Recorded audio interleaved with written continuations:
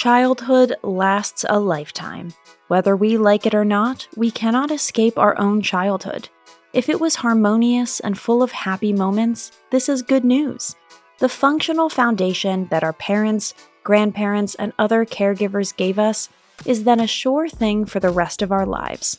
However, if we have been shortchanged, maybe had to take on an excess of responsibility at an early age, or simply experienced too little love, this starting disadvantage also remains one for life. Depending on how it develops, which companions we meet on the way to adulthood, and how well we come to terms with the past, beautiful things can emerge from this unstable foundation. But why do these first experiences in childhood have such an enormous impact on our entire existence? In today's video, we've compiled the 5 most important points that science has come up with on this topic so far. If you like our videos, feel free to support us with a thumbs up, subscribe to Psychology in Mind, activate the little bell, and get ready for the videos we upload for you every day.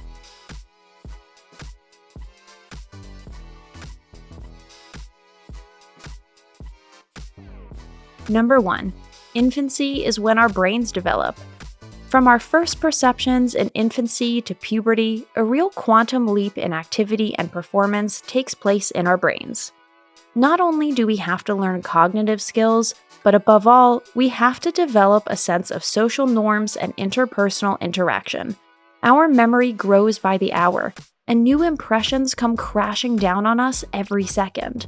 The more intensively a child is accompanied on this demanding path, the better.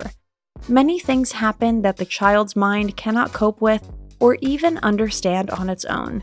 If there are no adults around, the child can quickly become overwhelmed and overstimulated. In any group, we have to find our place, fill our role, and deal with all kinds of input from the outside. Our brains can handle all that, but especially at a young age, our brains need a mentor who can intervene in a regulating way if the worst comes to the worst. Number 2. Childhood relationships lay the foundation for all later ones. This is where the role model effect comes into play, but mechanisms trained and internalized at an early age also play a role. Anyone who was allowed to grow up in a harmonious and loving environment will have experienced relationships as value constructs that are to be treated with respect and care. One will have been taught the value of family and friendship accordingly and appropriate manners, which are important tools for later life. The reverse is true, of course, if childhood relationship patterns were negative or perhaps even destructive. Those who were never shown how relationships can succeed and what harmonious togetherness can look like simply lack the basics for this. Unfortunately, the family is and remains the most important test laboratory for interpersonal relationships. If first experiences are deficient, not even an ambitious kindergarten teacher or other caregivers will be able to make up for this deficit. Children from broken homes later tend remarkably often to make up for this deficiency by starting a family themselves early and rather carelessly in the hope of compensation. But those who have no idea how much work relationships and child-rearing entail will, unfortunately, only be confronted with excessive demands and renewed failure, instead of the hoped-for happiness, and history ends up repeating itself. Number 3. Learning to deal with feelings. Numerous studies have shown that childhood trauma, neglect, or prolonged stress change the way emotions are processed. For example, a child with rejecting parents might start to throw temper tantrums to get his or her way. Such unhealthy coping habits makes these children vulnerable to stress later in life and causes them to fall back on similar behavior patterns in difficult situations. They do not learn patience, tolerance, and develop into extremely thin-skinned, overall difficult adults. If love withdrawal was frequently threatened or other forms of emotional blackmail were practiced in childhood, these mechanisms, having worked, are also carried into later life.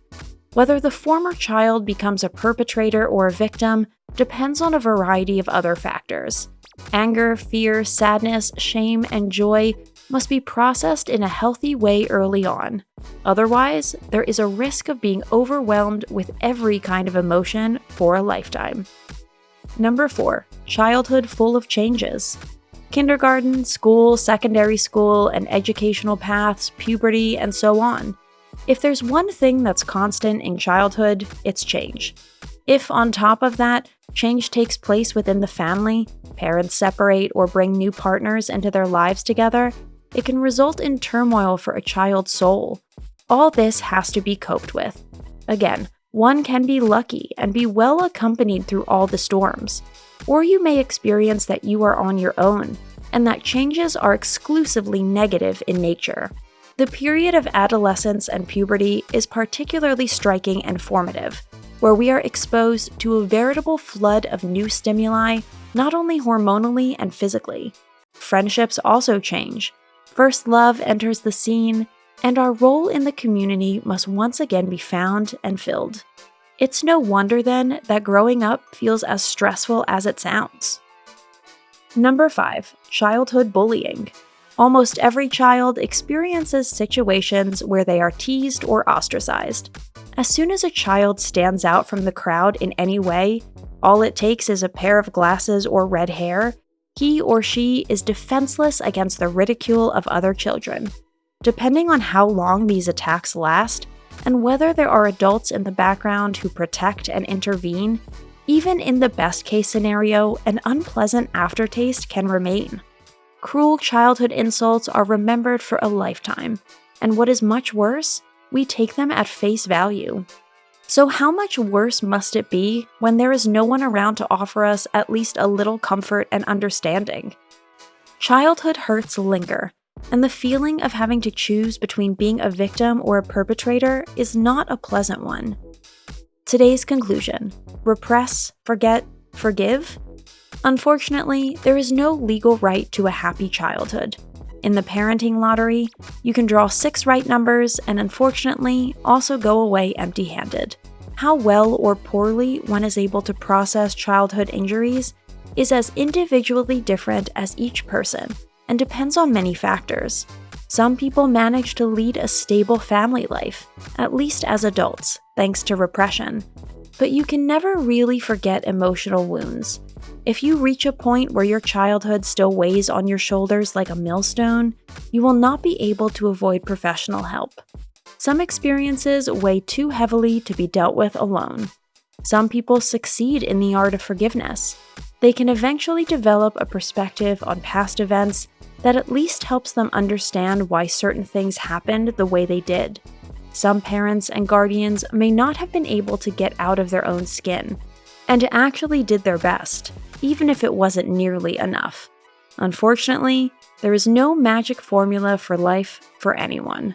That's it for today. Thanks for watching. Did you find this information helpful? Do you have experience with it? We would love to hear from you. Leave a comment below and let us know your thoughts.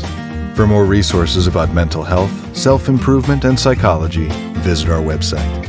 You'll find the link in the video description where you can also connect with us on social media and sign up for our email list. Take care of yourself and have a beautiful day.